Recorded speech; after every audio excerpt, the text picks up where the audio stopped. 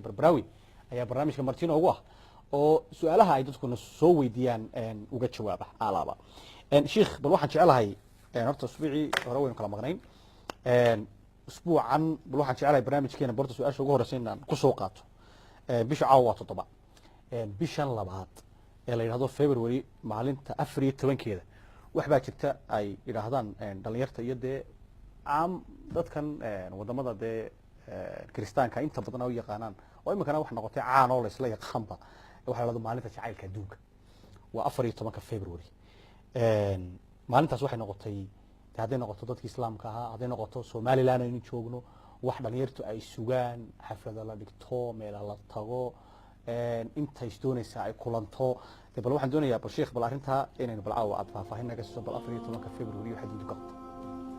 alxamdulillah wasalaatu wasalaamu ala rasuulillah وصحبه وسلم تسليما كثيرا maalinkaasi kullay fara badan ayaynu maqalnaa carabida lafteeda waa ku jirtaayo ciid ulxubbi bay yidhahdaan ciiddii jacaylka waxaan leenahay marka koowaad maalmaha ilaahay baa leh subxaana wa tacaala ilaahayna subxaana wa tacaala wuxuu u abuuray maalmaha iyo dadka maalmahaasi ay soo marayaanba inay ilaahay subxaana wa tacaala adeecaan ay caabudaan rabbina subxaana wa tacaala aanay caasiyin oo amarkiisa aanay khilaafin taasi waa qodobka labaad maalmahan ilaahay subxaana wa tacaala in la qaybqaybiyo oo maalinba wax la siiyo oo maalmaha qaarkood laga dhigto ciidahaasoo ilaahay subxaana wa tacaala aanu jidayn nebi maxamedna calayhi salaatu wasalaam aanu inoo sheegin waxa ay ka mid tahay dhaqamadii islaamku uu la dagaalamo ee islaamku meesha waxa weeyaan uu ka saaray ayay ka mid tahay oo ciidaha waxaa loo yaqaanaa sideedaba sharaa'icda ayay ka mid yihiin waa cid waliba iska jidaysan karta maa wax shareecada looga dambeeyo oo maalinka ciid laga dhigto ama waktiga ciid laga dhigto ama meesha ciid laga dhigto waa diin la jidaystay oo kale diintan waxaynu ogsoonnay ilaah unba subxaana wa tacaala jidayn kara oo rabbi subxaana wa tacaala wuxuu yidhi am lahum shurakaa sharacuu lahu min addiini maa lam ya'din bihi illaah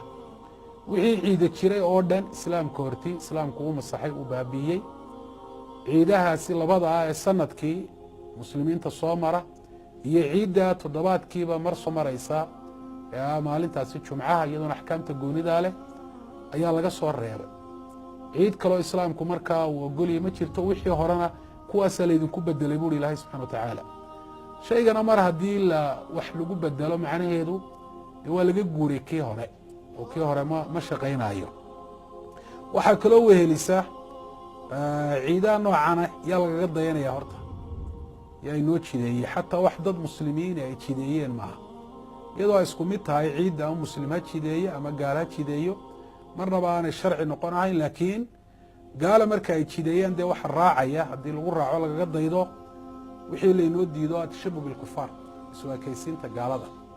oo nabigeenu calayhi salaatu wasalaam wuxuu yihi man tashabbaha biqowmin fahuwa minhum qoom qofka isu ekaysiiye wax ka shabahaa shaygaasi iyaga ayuu kala xukum yahay oo iyagu wixii ay ku mutaystaan adduunya aakhiraba ayuu isaguna ku mutaysanayaan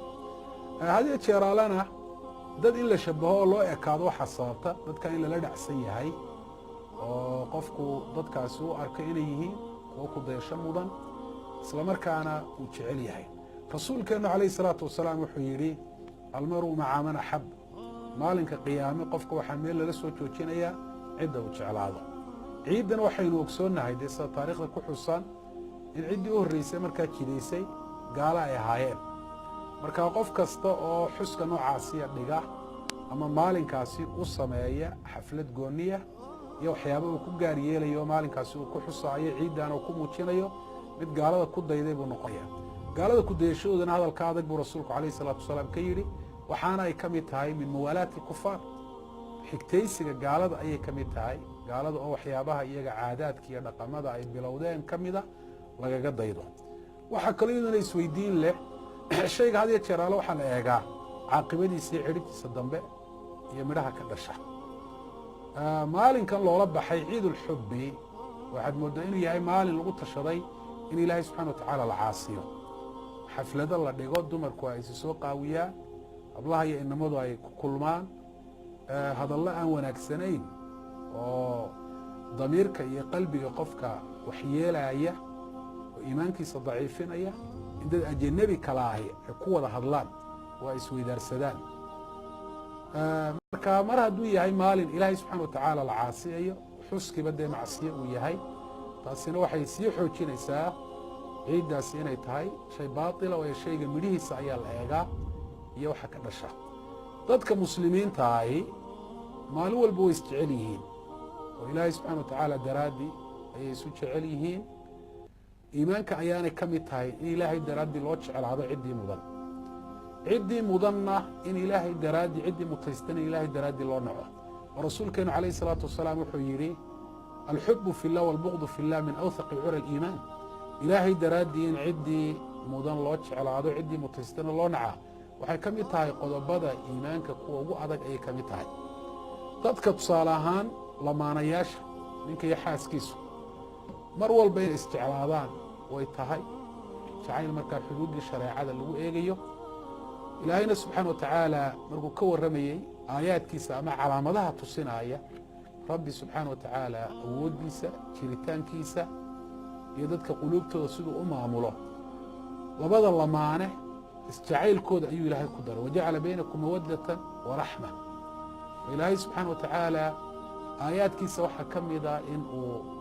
idin dhex dhigay kalgacayl iyo naxariis aad isu naxariisataan taasina maaha mid maalin gooniye ku xidhan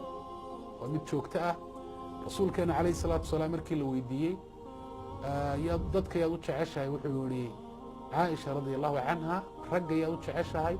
abubakar radia allahu canhu caaisha rasuulka calayhi salaatu wasalaam xaaskiisii ayay ahayd